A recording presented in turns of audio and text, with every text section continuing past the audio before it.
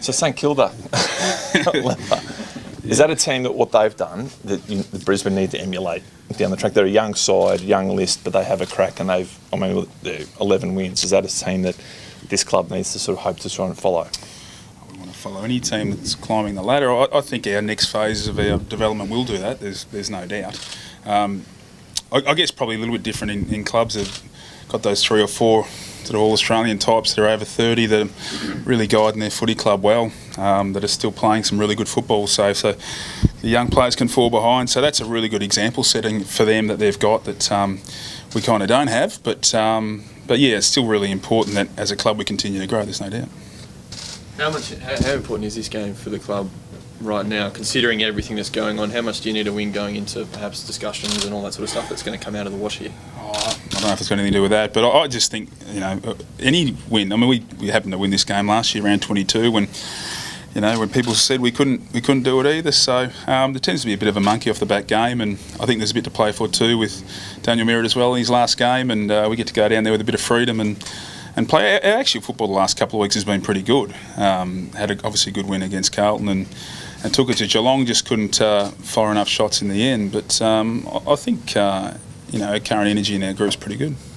How much is Merritt's last game of motivation for the boys? He's obviously a favourite amongst the group. Yeah, he is. He's a favourite amongst all coaching staff and players, and he's been a really important part of our footy club in a hard time, and he's been a mainstay, and he shows that sort of that courage and integrity we want in our players. So he's going to be missed long term, but let's hope the boys can find that extra bit of energy for him in his last game.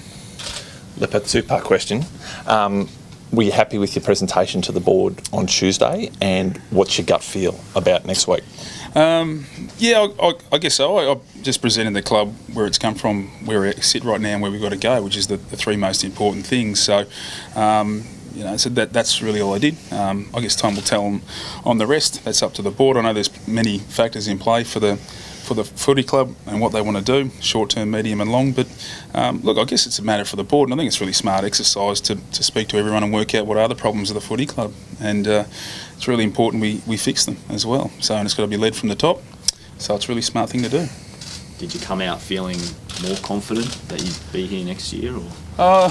Look, I've never wavered in confidence in the planning of where we're going as a footy club. I always knew this first phase was going to be a difficult one, given the retirements we've had, the young players that left before I got here, and the holes that were left, particularly the bookends of our ground. And we've had to obviously play a lot of young people at the bookends of the ground, and we've done that. We're AFL won at something, Michael, and that's playing kids and debuting young players. So that often doesn't equate to on-field success when you've got those sorts of numbers, and that's proven the case. But now that the boys are here, as long as we retain them and keep them, which we've been pretty good at, you can see there's a lot of clubs that haven't been as good as us as keeping their young players, and it's something historically we haven't been good at. So take a lot of pride in the fact that we've been able to keep a good energy within our group and a club our young players want to stay at. You're thinking that you can attract a big name here, but someone like we got Daniel Merritt going. It needs someone to replace him, a defender that can step in there and really get a job done for you next year. Yeah, we'll look at that. I mean, there's not many big names that come out in our game, unfortunately. There's only ever one sort of Paddy Dangerfield a year that will come out, and I know there's a couple down the road that are leaving. There's some big names in Prestia and O'Meara, but they're probably the 2 big ones this year. There's no key defenders as far as that role, so it's the easy thing to say is just go and get one, but it doesn't happen that easy in our game of football, unfortunately. So we're happy with the quality of our young keys at each, and we think they're going to develop into great players. But you're right, we need to still fill some voids for a few years while they grow, and we're doing that. There's nothing really to be spoken about now about that, but Peter Swab and his team are working away at that. I mean, should Brisbane have a crack at Ferrito? Because he's an experienced key defender. Like, I know he's getting on, but for 1 or 2 years he might fill a void that Rog leaves. Yeah, you're right. They're the types, aren't they? I won't talk about names, but this is about the time of the year that things start to move and shake. You see 4 already gone from North Melbourne to that extreme experience where they're looking to undertake, it looks like what we went through a few years ago, and play some kids, and you'd assume their ladder positioning might drop because of that as well. I mean, that's just the cycle of our game. So, but we need a couple of those types. We had a crack at Stevie J last year. He was probably the only one really at any note, and he decided to go to the Giants. So it's always a good concept to do that. You've got to obviously think about the long term, because I think that's the premiership part of what we're doing, but we still need the short term nourishment as a club as well. So, yeah, no doubt we'll be looking at that. Is there any interest in Michael Hibbert at all? Look, I won't get through all the names. But yeah, all those experienced guys are important. That's really phase 2. Once the season's done this year, we'll look deep into that, and we'll be bugging managers and making sure that we can get those names up here. So will that be a priority in trade week, getting more experienced players in, or trying to get picks to get your academy kids in? We've got a couple of kids in the academy this year. We don't have the numbers that we had of previous years, so that's probably not as big a issue. List spots are always going to be an issue for us this year. We've got some guys that are contracted for next year, so that's going to be a challenge, how we figure our list spots. That'll be the juggle. Do you feel any unease at all about the current, I guess, this week? I mean, you've just presented to the board, you know they're going to be meeting again next week. Is there any unease within you as a bloke about how this is unfolding? Thanks for your concern, Michael. But no, I don't. I've been around a while. I've seen a few builds. I've done it here as a player. I've lived it, and living what Josh Shackey's going through, and I've lived what these boys are doing now. I've done it as an assistant coach as well, from the bottom through to the finals, and I'm here again now as a senior coach. So I've got faith in the cycle. Maybe it's blind faith, but because I've done it a few times, I've probably got more faith than most. So that's probably what keeps me knowing that this is the system of AFL that just has to be played out. Each sport has different systems, and some you can just acquire free agents when you want, and only have salary caps and no drafts and all those sorts of things. But we feel this is the system that'll help us long term at the footy club. I feel we've got the young talent.